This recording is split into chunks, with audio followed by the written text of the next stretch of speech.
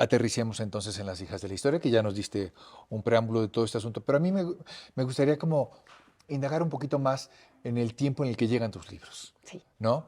Porque hay finalmente un, digamos, también un abanico a lo largo de la línea del tiempo Ajá. de mujeres que reivindicas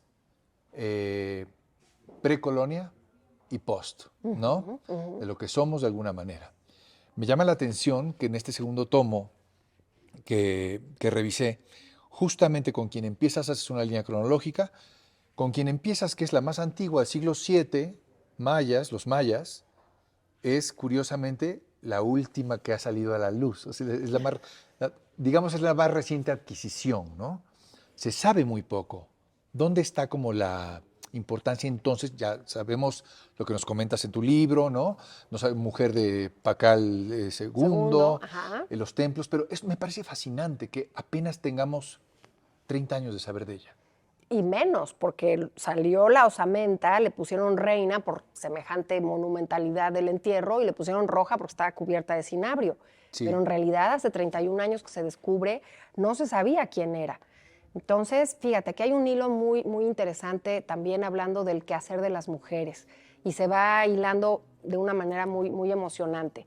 Porque bueno, primero estamos en 1952, se descubre Pacal, un descubrimiento como si fuera bestial. la tumba de Tutankamón, una cosa espectacular. Yo sí creo que es del calibre. Del calibre, por supuesto, Ujú. imagínate, ¿no? Emanó un hombre de hace tantos milenios, de hace Ujú. tantos siglos, 13 siglos, y seguimos, bueno. ¿Cuál era la probabilidad de que saliera en 1991 de las entrañas de la selva otro enterramiento de semejante magnitud?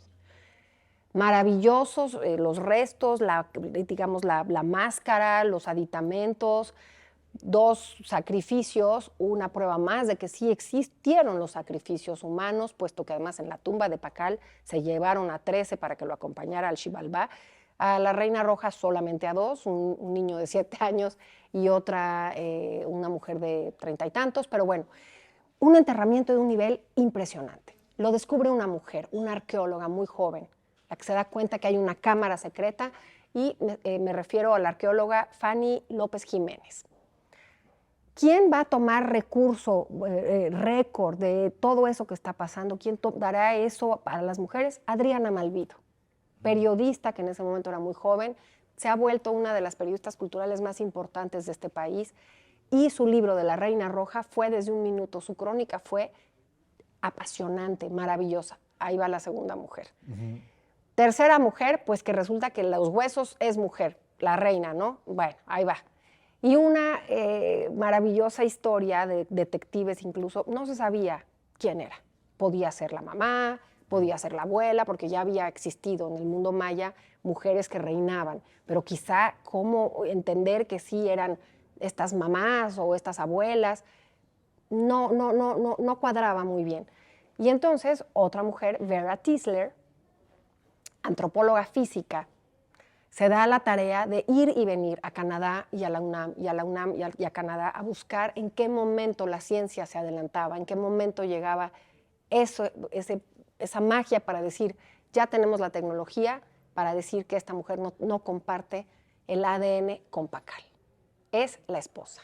Y entonces ya te vas a todas las inscripciones del mundo maya para situar quién había sido esa mujer que había sido la esposa de Pacal.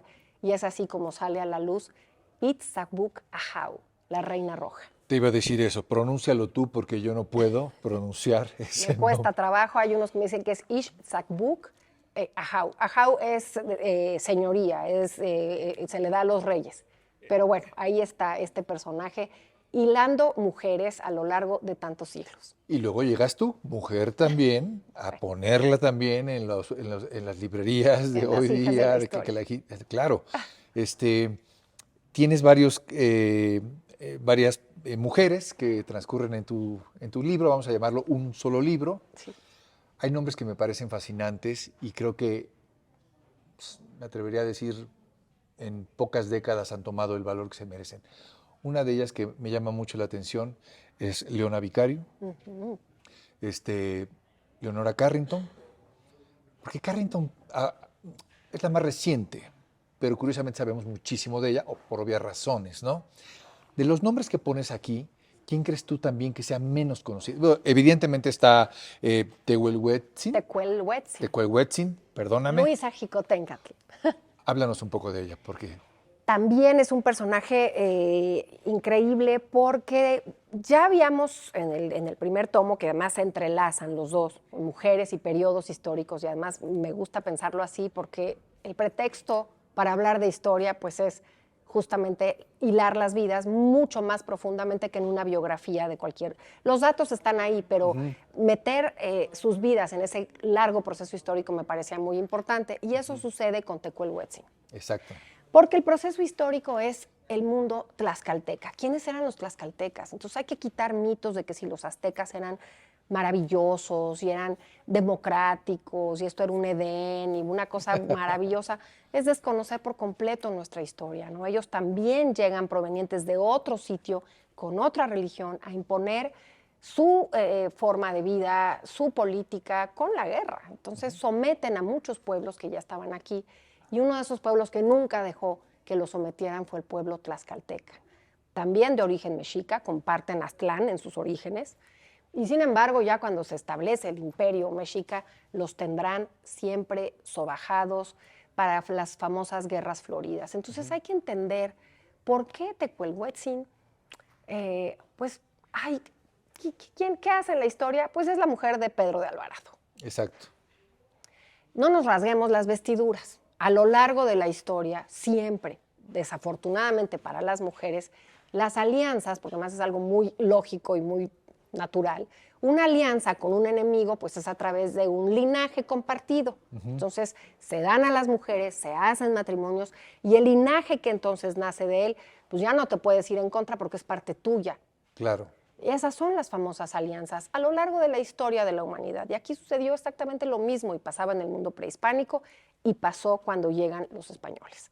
Entonces, ese linaje que hicieron, primero con las 12 mujeres que le dan en Centla, que es la historia de Marina, y después se le dan 40 princesas tlaxcaltecas, bueno, mujeres de todos los estratos, para hacer esa alianza. Entonces, tlaxcaltecas y españoles estarán aliados en esta empresa que fue derrotar a México Tenochtitlan, y es nuestra fundación.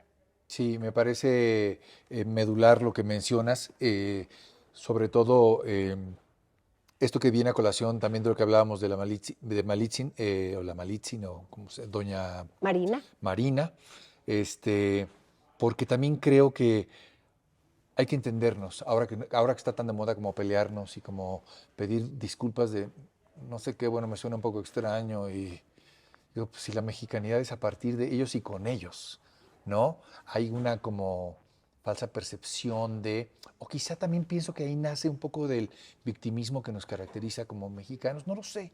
Sí, de verdad. Y lo he dicho en muchas entrevistas. Creo que ya es momento mexicanos acostarnos, relajarnos en el diván del psicólogo. No puede ser que le echemos la culpa a lo que pasó hace 500 años. Así es. Este ejemplo lo he dicho una y mil veces, pero lo ilustra muy bien. Los ingleses no se enojan porque Guillermo el Conquistador en 1066 cruzó de Normandía y les puso una arrastrada en la batalla Claro. de Hastings en 1066. Es parte de su historia.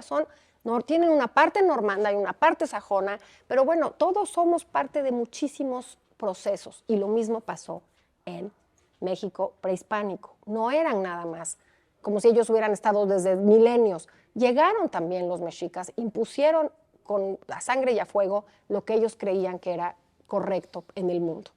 Sí. Y había otros pueblos que no estaban de acuerdo. Y lo mismo los españoles, tampoco es que provinieran de una sola tradición.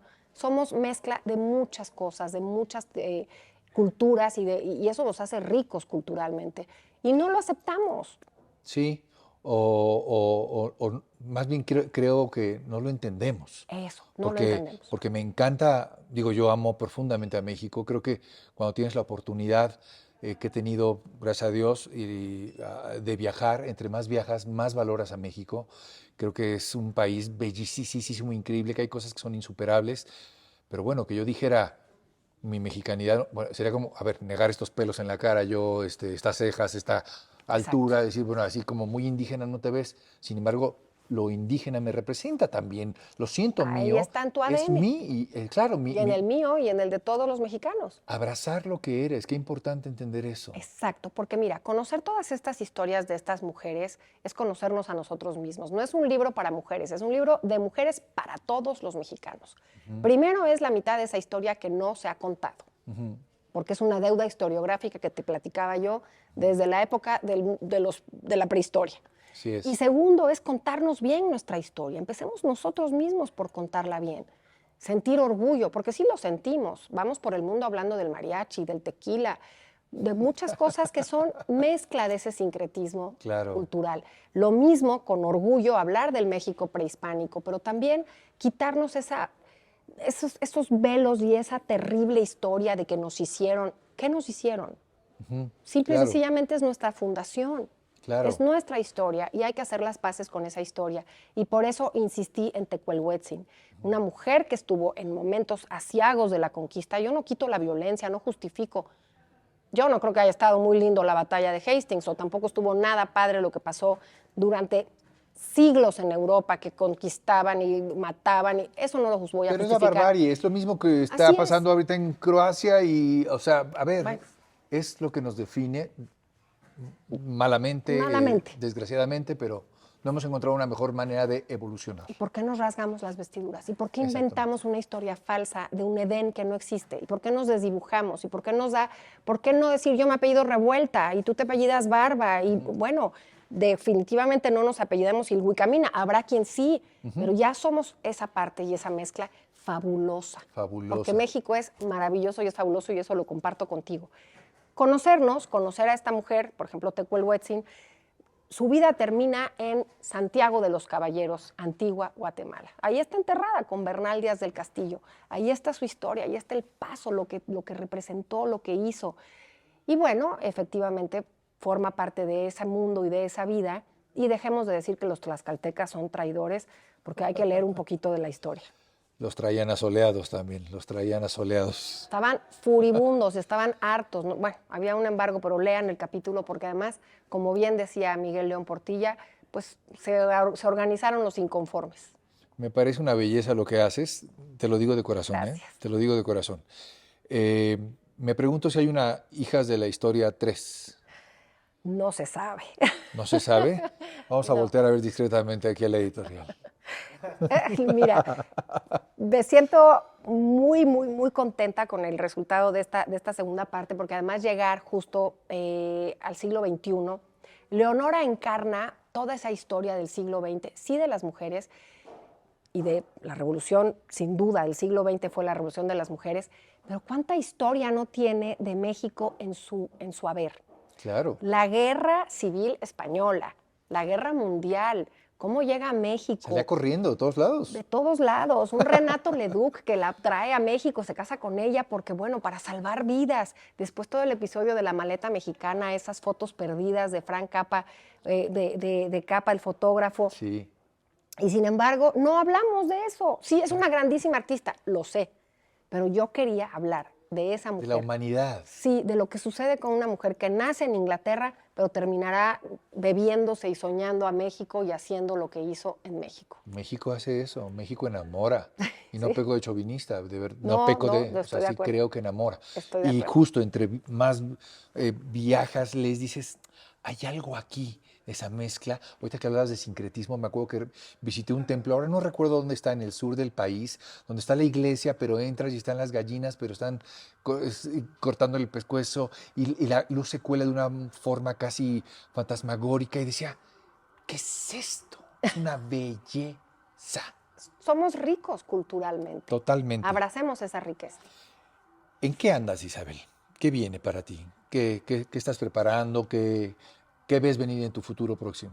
Pues mira, me encanta lo que estoy haciendo de la divulgación, sigo con mis programas de televisión. Este libro, la verdad, me tomó mucho tiempo, he tomado mucho tiempo de mi vida en investigar cómo es que las mujeres han participado en la historia. Aspiro a una historia completa de hombres y mujeres donde no tengas que hacer la diferencia, ¿no? Porque eso nos habla de que nos falta todavía mucho por llegar. Tampoco me veo digamos, defendiendo esa postura a ultranza. No importa, con que sea mujer hay que poner. Yo creo que tenemos que ponernos serios con este tema y ver estas vidas y lo que ha costado y lo que le costó a una, no sé, una Carmen Cerdán participar en la revolución, o lo que le costó a Sor Juana poder ir a la universidad, o en este nuevo episodio de las hijas de la historia. Leona Vicario le tuvo que explicar al mundo y le tuvo que contestar a Lucas Alamán, señor, cálmese, no estuve yo en la guerra porque me enamoré de Andrés Quintana Roo. Eso está muy bien. Mi motivo no es romancesco. Yo me puedo sentir igual de mexicana y de arraigada y de darlo todo por un movimiento de independencia que otro hombre. Claro. Entonces, yo sí creo que me veo todavía quitando esos mitos, hablando mucho, dándole muchas voces a estas mujeres porque están invisibilizadas. ¿Para qué? Para conocernos de manera completa. Es la mitad del camino y me veo en esto todavía un buen rato. Te digo, ya son muchos años de dedicarme justo a estas 18 mujeres.